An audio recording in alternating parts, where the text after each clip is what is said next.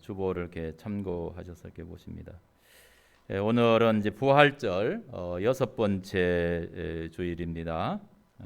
예수님의 그 부활이 또 저와 여러분들의 소망이 되고 또 우리의 기쁨이 돼서 또 우리 모두가 다 이 부활의 정인으로 이렇게 살아갈 수 있는 은혜가 있기를 간절히 이렇게 바랍니다.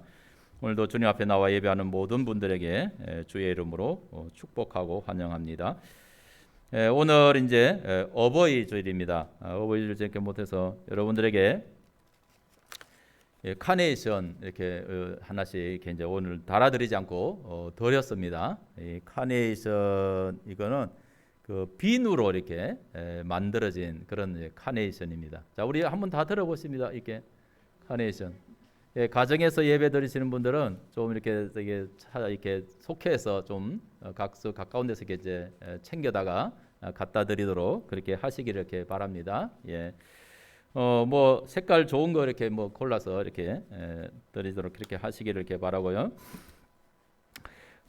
하나님의 사랑을 우리가 이렇게 생각하면서 부모님의 사랑을 우리가 이렇게 감사하고 또 부모님의 그 은혜를 우리가 생각하면서 또 하나님의 그 은혜와 사랑을 또 감사할 수 있는 또 기회가 되어지기를 간절히 주의 이름으로 축원을 이렇게 드립니다. 오늘 오후 예배 성경 읽기는 고린도전서 14장에서 고린도후서 9장까지 말씀을 이렇게 읽습니다. 코로나 이렇게 확진자들이 계속 이제 오르락내리락 하는 그런 가운데 있습니다. 다시 뭐 이렇게 600명대로 이렇게 이제 떨어졌다 그러는데 그래도 여전히 우리가 예방 잘 이렇게 하실 수 있기를 간절히 이렇게 바라고요. 그리고 이제 오늘 오후에 그 1층에 그 사무실과 이렇게 성가대에 들어가는 그 중간방 바닥 그 미장 작업을 이렇게 좀 합니다. 이렇게 해마다 이렇게 봄만 되면은 거기서 이렇게 이제 이 개미들이 나와가지고 아주 이렇게 전쟁을 이렇게 해야 됩니다. 저는 뭐 새벽기도 할 때마다 보면은 먼저 가서 이제 막 혹시 개미가 있나 해가지고 막 이게 막 진공청소기 이런 거 빨아들이고 그렇게 하고 했는데 저지난 주에 아마 우리 한양인 군사님은 일정에 가셨다가 또 아마 기겁을 이렇게 하셨을 것 같은데. 그래서 이제 하다 안 돼가지고 그냥 빈대 잡다가 초가상간 태웠다고. 개미를 퇴치하기 위해서 그냥 교회 바닥을 이렇게 부쉈어요. 그래서 이제 오늘 제가 단도리는 다 이렇게 해놨습니다. 마무리 단도리는 다 이렇게 해놔서 이제 미장 작업만 하면 되는데 거기 이제 16제곱미터라고 이렇게 해놨죠. 한 5평 정도 이렇게 이제 되어져요. 그러니까 그 정도 이렇게 되니까 한 2시간 작업하면 이렇게 될 것 같은데 이렇게 우리 남성교 회원들이 좀 이렇게 부탁을 이렇게 드리겠습니다. 같이 조금 봉사해 주시면 감사하겠습니다. 우리 장로님과 이렇게 권사님들이 제가 이제 가끔 이 교회 일을 이렇게 이제 하잖아요. 저 밖에 이제 또 여름 되면은 제초 작업 같은 거 이런 거 일손이 이렇게 많이 가요. 풀이 그냥 두면 안 되니까 이렇게 잘라내고 이렇게 해야 되는데 그런 걸 이렇게 그럼 교회를 하다 보면 우리 장로님이나 권사님들이 그거 저기 사람 사가지고 인부 사서 이렇게 좀 하시지 목사님 건강한 거 하신데 힘드신데 이렇게 하시라고 하는데 제 생각은 이렇게 조금 다릅니다.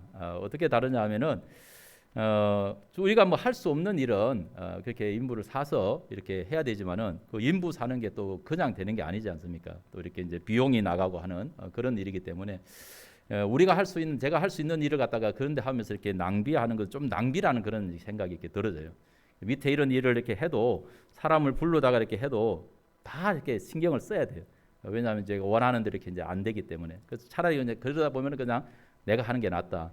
이렇게 이제 그렇게 그 뭐 비용을 그렇게 낭비하는 것보다 차라리 이제 그런 거 우리가 좋은 일에 우리 성도님들이 헌금한 것인데 그런 게 선교하는 일이나 좋은 그런 일에 이렇게 쓰는 것이 제 생각이 제 기준이라 가지고 제가 이렇게 이제 그렇게 합니다. 우리 성도님들이 저를 이제 걱정해 주시고 건강을 걱정해 주시는 건 감사하고요. 하여튼 뭐 이렇게 하여튼 교회가 손볼 때가 너무 이렇게 많아요. 지금 이제 아마 옆에 좀 있으면은 이 장마철 이렇게 오고 하면은 이제 저 뒤에 이렇게 그 비 들이치고 이렇게 새는 그런 부분들 이렇게 또 손봐야 되고 또 1층에 지금 제 서재실하고 그 옆에 있는 그 공간 거기도 이 작년인가요? 작년에 이렇게 바닥에 엑셀이 하나가 터졌어요 보니까 막 이렇게 새 가지고 그래서 이렇게 업자를 불러서 확인을 해봤더니 한 라인이 이제 사가 가지고 햇빛을 받은 거 이제 그랬는지 사가서 터졌어요. 근데 그걸 갖다가 이렇게 다시 해야 되는데 못 해가지고 그냥 그 귀찮고 막 책 다 들어대야 되니까 그래서 이제 그냥 한 라인만 이렇게 이제 막아서 스톱 시켜놓고 그냥 불편한 대로 이렇게 이제 쓰고 있어요. 손 봐야 될 때가 이제 여기저기 많이 이렇게 이제 있습니다. 본당 여기도 이렇게 좀 손을 이렇게 이게 얼룩진 어떤 저런 부분들 이렇게 손을 보고 이렇게 해야 되는데 뭐 이렇게 귀찮아서 이렇게 지금 그런 데 그냥 하고 있습니다. 하여튼 그렇게 이해를 해주시면은 이렇게 감사를 하겠습니다. 그리고 이제 오늘은 이제 그 하나님의 말씀을 김다운 목사가 이렇게 이제 하는데 그냥 이제 뭐 제가 이 밑에 일을 하면서도 이제 김다운 목사가 또 있으니까 같이 옆에서 이렇게 하니까 좀 굉장히 제가 많이 수월해요. 이렇게 수월해서 감사하고 오늘 이제 김다운 목사가 설교를 하게 됐는데 이제 다음 주 뭐지 셋째 주 이렇게 하고 이렇게 하다가 이 셋째 주 넷째 주에 또 이제 그 이 성령 강림주일 존 웨슬리 목사님 회심 기념주일인데 그 넷째 주일에 이제 그 특별한 분이 또 이제 설교를 이렇게 이제 하게 되어 있어요. 어떤 방식으로 될 것인지 여러분들이 그냥 뭐 기대하시면 이렇게 될 건데 협성대학교 권형남 그 교수님이 이제 설교를 그날에 하게 돼요. 그래서 이제 셋째 주, 넷째 주를 제가 두 주를 연속으로 이렇게 비는 것 같아서 이제 셋째 주 할 걸 갖다가 제가 하고 이제 김 목사가 오늘 둘째 주 이렇게 하라고 그렇게 이제 부탁을 했습니다. 그렇게 이제 이해를 하시고요. 오늘도 또 김나우 목사의 설교를 통해서 하나님의 말씀의 은혜가 또 함께하기를 주의 이름으로 축복합니다. 예, 김나우. 할렐루야. 이번에는 한 주 빨리 여러분과 이 자리에서 만나게 되어서 또 더 기쁜 것 같습니다. 네, 지난 한 주 또 목사님을 도와서 바닥 작업을 좀 했었는데요. 제 기억에 남았던 게 제가 군대를 전역하고 한 8년 정도 전이었던 것 같습니다. 그때 1층 기도실 바닥을 다 한번 일주일 동안 작업을 했었던 적이 있었는데 확실히 이런 작업을 하고 나니까 느껴지는 것은 저의 손길이 닿은 곳, 나의 땀과 노력이 들어간 것이 뭔가 좀 더 색다르게 보이더라고요. 그냥 평소에는 아무렇지 않게 다니던 그런 기도실이었지만 한 주간 땀을 뻘뻘 흘리면서 나의 노동력과 땀방울이 들어가니까 노력과 수고가 들어가니까 뭔가 그 다음부터는 그 기도실을 들어갈 때 뭔가 좀 더 조심스럽게 들어가게 되고 이게 정말 소중한 거구나 이런 느낌을 좀 가지게 되었습니다. 우리의 손길과 눈길이 많이 닿은 곳에 또 우리의 마음이 가는 것 같습니다. 오늘 함께 말씀 나누겠습니다. 오늘 말씀의 제목은 구하시는 것입니다. 오늘은 또 어버이 주일인데요. 여러분 5월 8일 어제 어버이날 어떻게 보내셨습니까? 이 자리에는 뭐 대부분 어버이 분들이 많으신데요. 또 자녀분들로부터 뭐 반가운 소식도 들으시고 또 선물도 받으시고 하셨을 것 같습니다. TV에서도 수많은 광고들이 부모님의 삶과 부모님의 사랑에 대한 이야기들로 가득 채워졌고요. 거리마다 카네이션을 비롯하여서 다양한 꽃과 선물들이 넘쳐났습니다. 해마다 5월이 되어서 어버이날을 맞이할 때마다 무엇이 도대체 부모님께 있어서 최고의 선물이 될 것인가 곰곰이 생각을 해보게 됩니다. 저도 자녀의 입장으로서 매년 이 날이 다가오면 또 5월 가정의 달이 다가오면 도대체 부모님에게 우리 가정에 있어서 내가 어떻게 하는 것이 최고의 선물일까, 가장 기쁘게 할 수 있는 것일까 하는 생각을 매년 하고 있습니다. 예를 들어 평소에 부모님을 전혀 공경하지 않고 부모님을 전혀 사랑하지 않는 사람이 한 명 있다고 가정을 해보겠습니다. 이 사람이 어버이날을 맞이해서 값비싼 선물을 잔뜩 준비해서 온다고 해서 부모님이 과연 기뻐할까요? 아마 일반적인 경우라면 부모님이 그렇게 기뻐하지 않을 것입니다.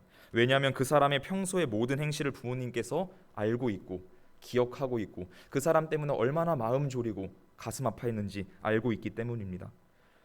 그렇다면 무엇이 도대체 부모님을 기쁘게 해드리는 것입니까? 제가 생각을 해보니까 부모님을 기쁘게 해드리는 방법이 굉장히 쉽다는 것을 발견하게 되었습니다. 또 이것은 부모님뿐만 아니라 여기 계신 모든 분들, 또 전 세계에 있는 75억 지구 인구 모두에게 적용되는 것인데요. 바로 그것은 상대방이 원하는 것을 해주는 것입니다. 상대방이 가장 필요로 하는 것, 상대방이 가장 원하는 것을 들어주는 것입니다. 상대방의 마음에 합당한 행동과 합당한 삶을 살아가는 것입니다. 이렇게 한다면 상대방은 반드시 기뻐할 수밖에 없습니다. 그 마음에 만족함이 생기기 때문입니다. 성경에는 부모님에게 자녀가 어떻게 해야 하는지에 대해서 기록하고 있는데요. 오늘 저희 주보 앞에도 기록되어 있는 말씀이죠. 에베소서 6장 1절부터 3절까지의 말씀입니다. 자녀들아 주 안에서 너희 부모에게 순종하라. 이것이 옳으니라. 내 아버지와 어머니를 공경하라. 이것은 약속이 있는 첫 계명이니 이로써 내가 잘되고 땅에서 장수하리라. 성경은 부모님에게 순종하고 부모님을 공경하라고 저와 여러분들에게 증언하고 있습니다. 자녀들이 부모님에게 순종하고 부모님을 공경하는데 싫다고 할 부모님이 있을까요? 아무도 없겠죠. 너무 효도를 잘하는데 제발 효도 좀 하지 마라. 제발 너 마음대로 살라. 이렇게 하는 부모님은 아마 안 계실 것입니다. 또 잠언 1장에는 이렇게 기록하고 있는데요. 7절부터 9절의 말씀입니다. 여호와를 경외하는 것이 지식의 근본이거늘 미련한 자는 지혜와 훈계를 멸시하느니라. 내 아들아 내 아비의 훈계를 들으며 내 어미의 법을 떠나지 말라. 이는 내 머리에 아름다운 관이요 내 목에 금사슬이니라. 가장 격언이 담긴 지혜의 말씀이 담긴 잠언조차 부모님을 경외하는 것이 지혜와 지식의 근본이다라고 말씀하고 있습니다. 부모님의 훈계를 들으며 부모님의 가르침을 떠나지 않는 것을 성경은 계속해서 말하고 있습니다. 부모님의 말씀을 잘 듣고 그에 따라 살라는 것입니다. 에베소서와 잠언의 말씀은 너무나 당연한 말을 하고 있는데요. 저렇게 사는데 싫다고 할 부모님이 어디 있겠습니까? 그렇다면 육신의 부모님을 위해서 우리가 이렇게 효도도 하고 부모님의 말씀을 잘 듣고 그 뜻에 그 마음에 따라 살려고 노력하는데, 그렇다면 우리의 영적인 부모님이 되시는 하나님 앞에서 저와 여러분은 우리는 어떻게 살아가야 할까요? 부모님의 마음을 기쁘게 하려면 부모님이 원하시는 행동을 저희가 하면 됩니다. 그런 삶을 살면 됩니다. 그렇다면 하나님의 마음을 기쁘게 해드리려면 어떻게 해야 될까요? 하나님이 성경을 통해서 저와 여러분에게 들려주고 있는 대로 하나님께서 원하시는 삶을 살아가면 될 것입니다. 성경이 증언하고 있는 하나님이 원하시는 것, 하나님이 구하시는 것이 무엇일까요? 그 답을 오늘 미가서가 저와 여러분에게 알려주고 있습니다. 미가서 6장 6절부터 7절의 말씀입니다. 내가 무엇을 가지고 여호와 앞에 나아가며 높으신 하나님께 경배할까? 내가 번제물로 1년 된 송아지를 가지고 그 앞에 나아갈까? 여호와께서 천천의 순양이나 만만의 강물 같은 기름을 기뻐하실까? 내 허물을 위하여 내 맏아들을 내 영혼의 죄로 말미암아 내 몸에 열매를 드릴까? 저는 이 말씀을 읽으면서 기억나는 인물이 하나 있었는데요. 솔로몬 왕이 떠올랐습니다. 솔로몬 왕이 1,000번제를 드리고 정말 수많은 제사를 하나님께 올려드렸지 않습니까? 그런데 나중에 솔로몬 왕의 삶이 어떻게 되었죠? 하나님 보시기에 악한 행동을 하면서 하나님으로부터 점점 멀어졌습니다. 과연 이 솔로몬이 하나님으로부터 멀어지고 난 다음에 천천의 순양과 만만의 강물 같은 기름을 하나님께 드렸을 때 하나님이 과연 기뻐하셨을까요?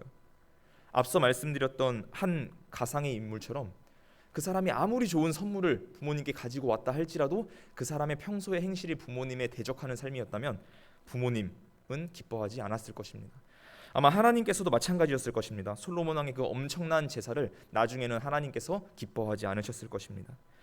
오늘 이 말씀에서 미가 선지자는 여호와 하나님이 구하시는 것이 무엇인지 고민하면서 질문하고 있습니다. 도대체 하나님께서 원하시는 것은 무엇인가? 내가 하나님께 무엇을 드려야 하나님이 기뻐하실 것인가?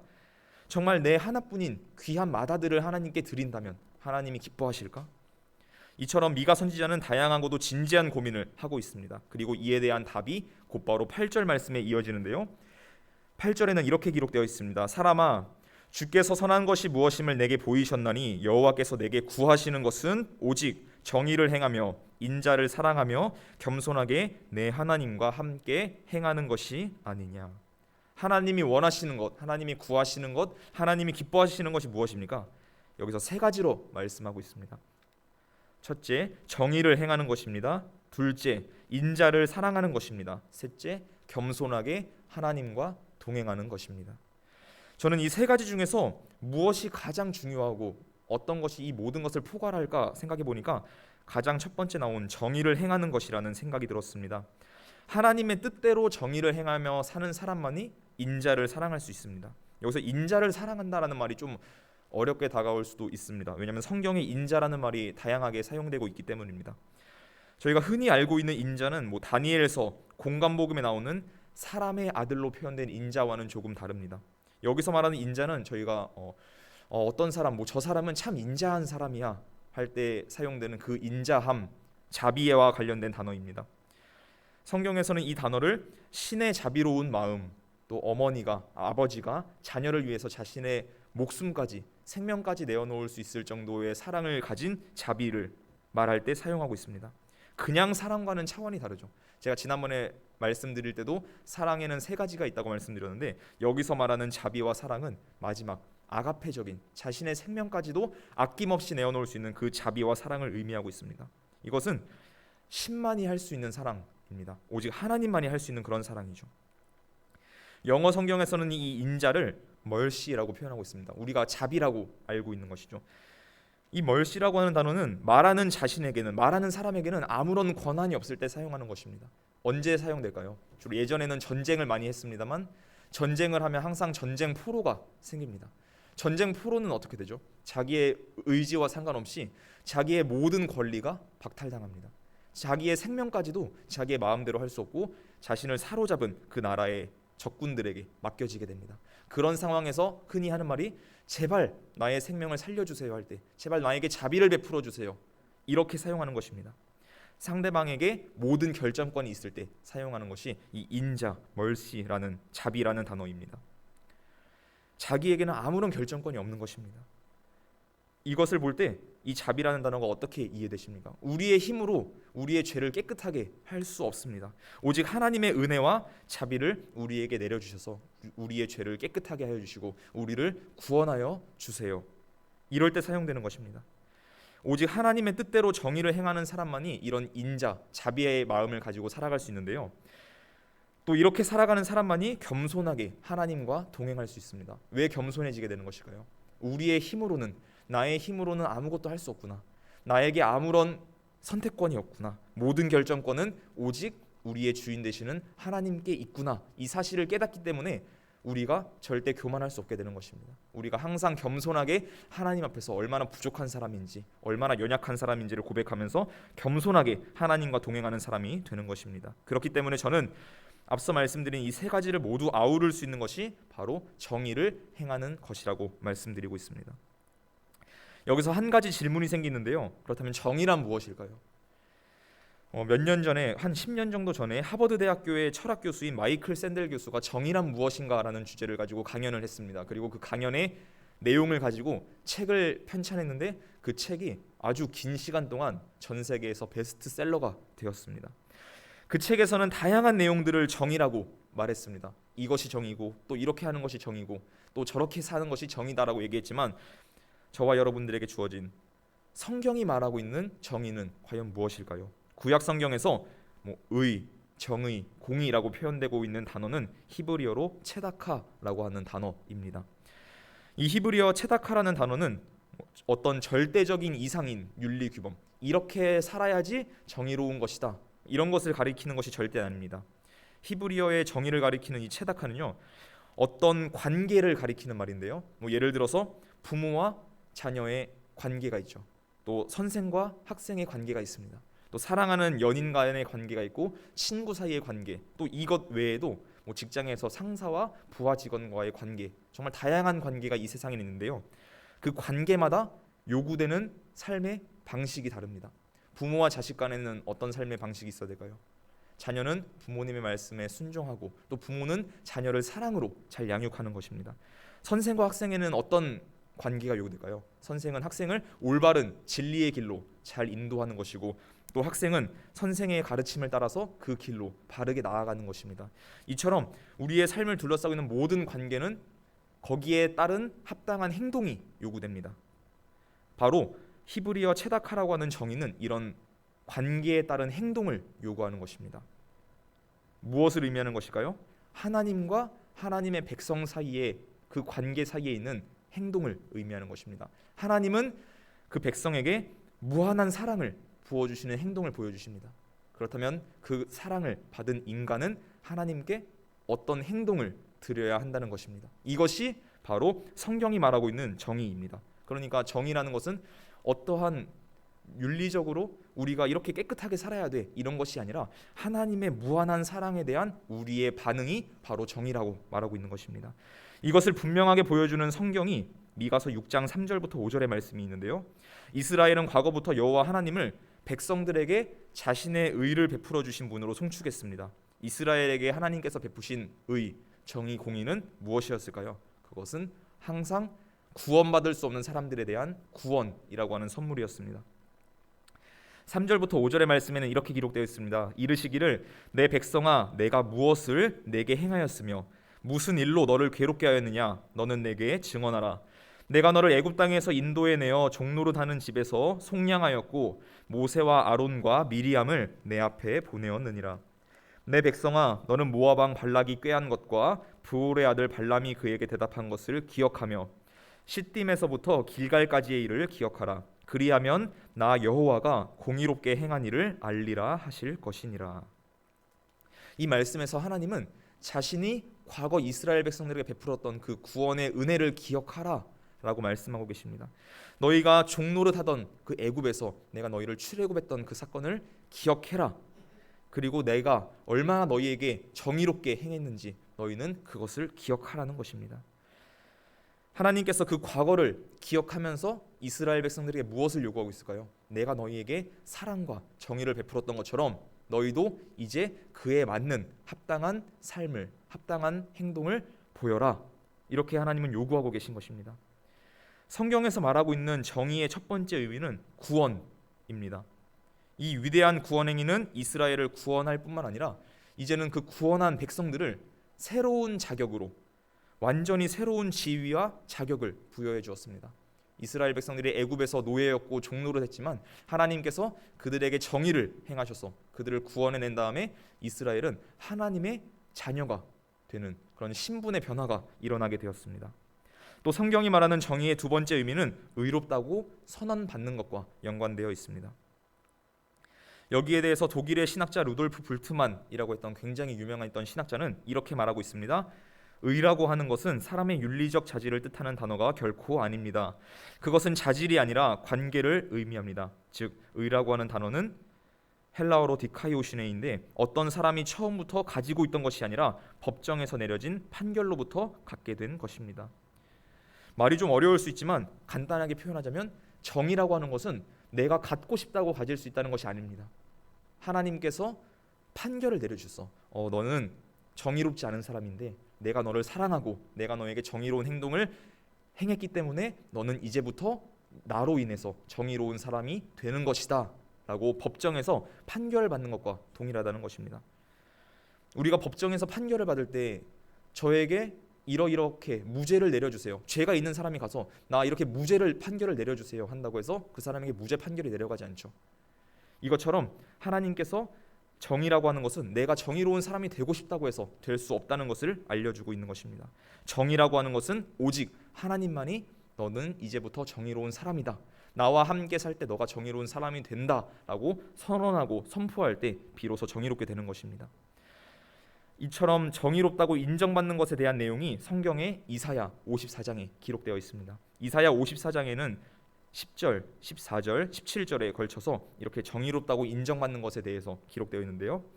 산들이 떠나며 언덕들은 옮겨질지라도 나의 자비는 너에게서 떠나지 아니하며 나의 화평의 언약은 흔들리지 아니하리라. 너를 긍휼히 여기시는 여호와께서 말씀하셨느니라.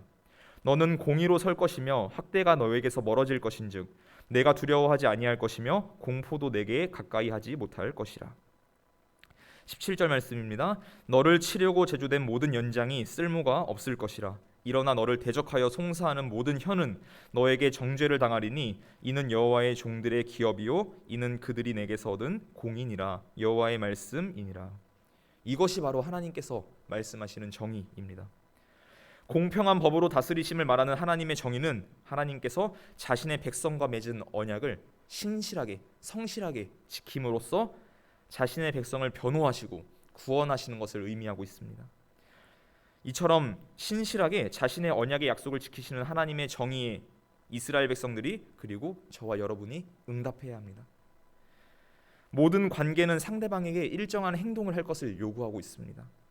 내가 누군가를 사랑하면 그 사람도 마땅히 나를 사랑해 주는 것, 이런 관계가 행동이 유지될 때 비로소 그 관계가 유지되는 것입니다. 하나님의 정의가 우리를 구원하는 행위라면 그렇다면 저희는 하나님께 어떻게 반응하고 어떻게 응답해야 할까요? 그 답이 앞에서 함께 읽었던 미가서 6장 8절의 말씀인데요.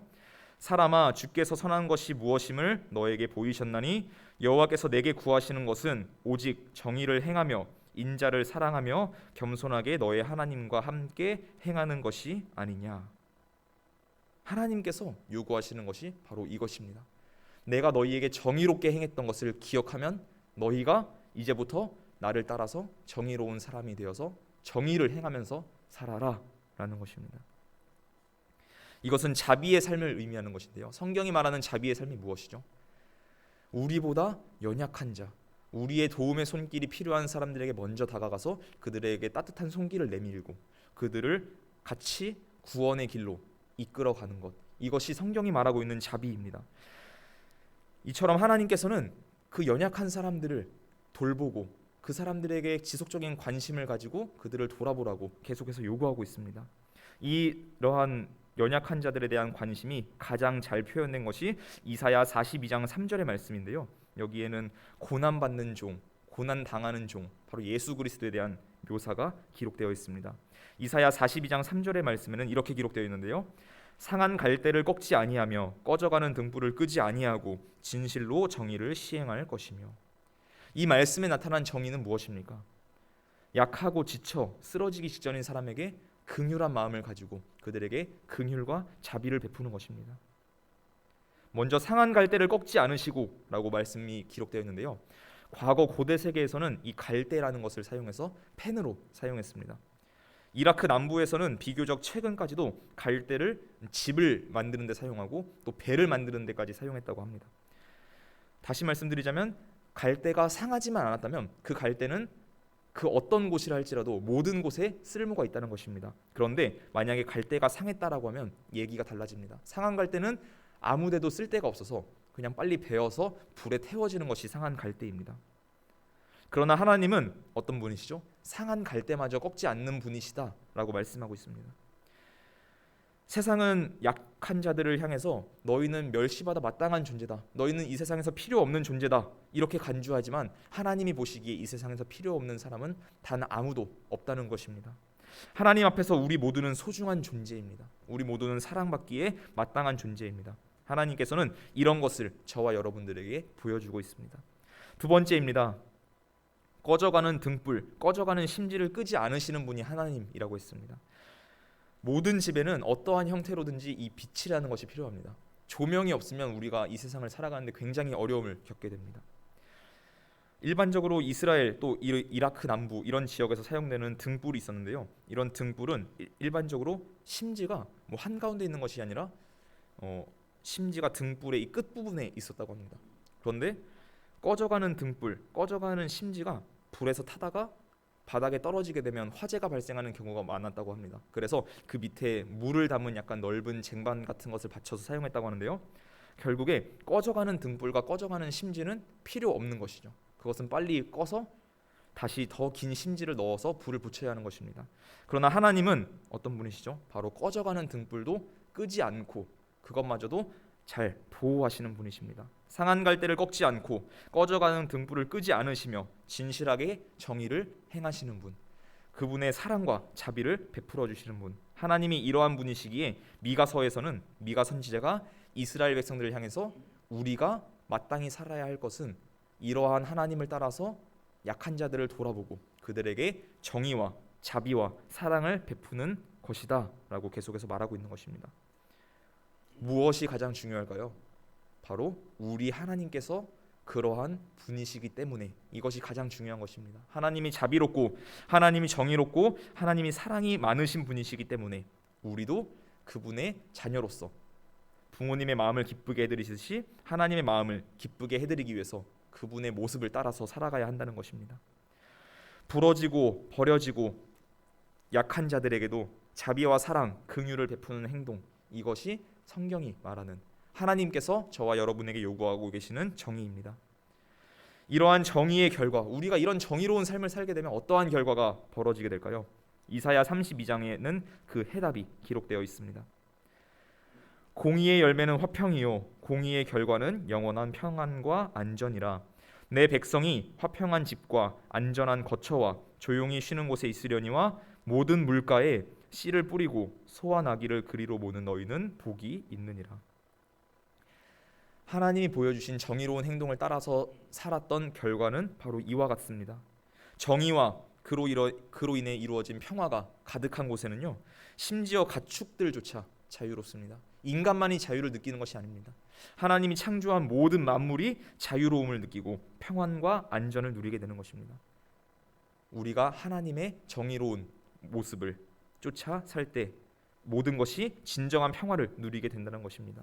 말씀을 맺고자 합니다. 오늘 어버이 주일을 맞이해서 저와 여러분은 우리의 영적인 어버이가 되시는 하나님, 그리고 하나님께서 원하시는 것이 무엇인지에 대해서 성경의 말씀을 보면서 함께 나누었습니다. 하나님께서는 정의를 원하셨고 지금도 이 말씀을 듣고 있는 저와 여러분들에게 하나님의 정의로운 모습을 따라서 너희도 정의롭게 살아라 라고 요구하고 계십니다. 정의는 바로 인자, 자비를 사랑하는 것이었습니다. 그리고 그 결과는 진정한 평안과 진정한 안식입니다. 하나님의 자녀가 된 저와 여러분이 날마다 하나님을 기쁘게 해드리는 구원받은 자녀의 삶을 살게 되기를 원합니다.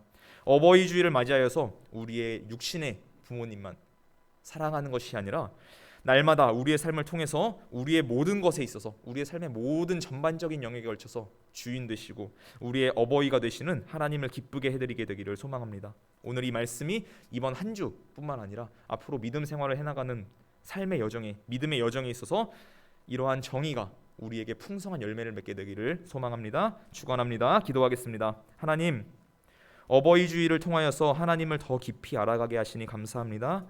우리의 삶을 통해 하나님이 우리에게 진정으로 원하는 정의로운 삶을 살게 되기 원합니다. 먼저 우리의 내면에서부터 정의가 강물처럼 샘솟게 하시고 가정에서 정의가 강물처럼 흐르게 하시옵소서. 이 넘쳐 흐르는 정의를 가지고 일터와 이 세상에 나아가서 하나님과 동행하는 그리스도인들이 이 세상의 희망이 되기를 소망합니다. 저희가 이러한 삶을 감당할 수 있도록 우리의 삶을 주관하시고 인도하여 주시옵소서. 감사드리며 이 모든 말씀 예수 그리스도의 이름으로 기도드립니다. 아멘.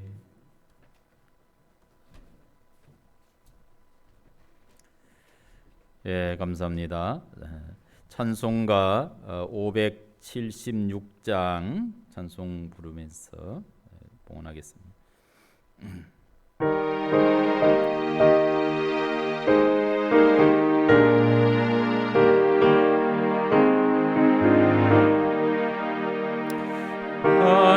하나님의 뜻을 따라 태어난 생명 달을 세라 닻을 세라 가슴 조이며 하전수고 온갖 곳에 모두 바쳐서 어머니는 지성으로 나를 키우셨네. 잘 자라서 이 세상에 소금이 되고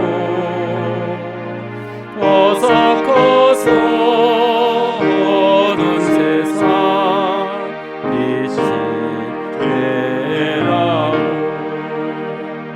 자나깨나 오직 한마 빌고 또 빌던 어머니의 기도 소리 잊지 못하겠네. 나를 위해 고운 얼굴 주름이 지고 나를 위해 검은 머리 이어졌으니 하늘보다 바다 깊다 알들하지만 어머니의 사랑보다 더는 못하리라. 아멘. 자, 우리 다 일어서셔서 634장 찬송하면서 봉헌하겠습니다. 모든 것이 주께로부터 왔으니 이 예물을 주께 드리네.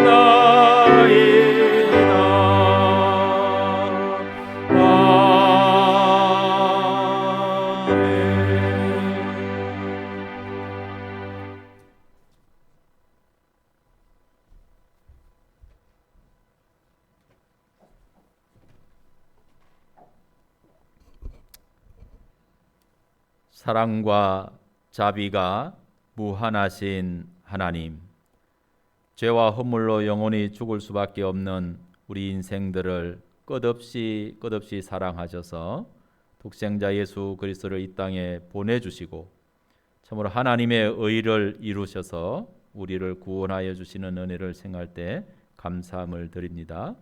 이 하나님을 영원히 참으로 우리의 영의 하나님으로 아버지로 섬기고 살아갈 수 있는 구원의 은총을 주시니 감사합니다.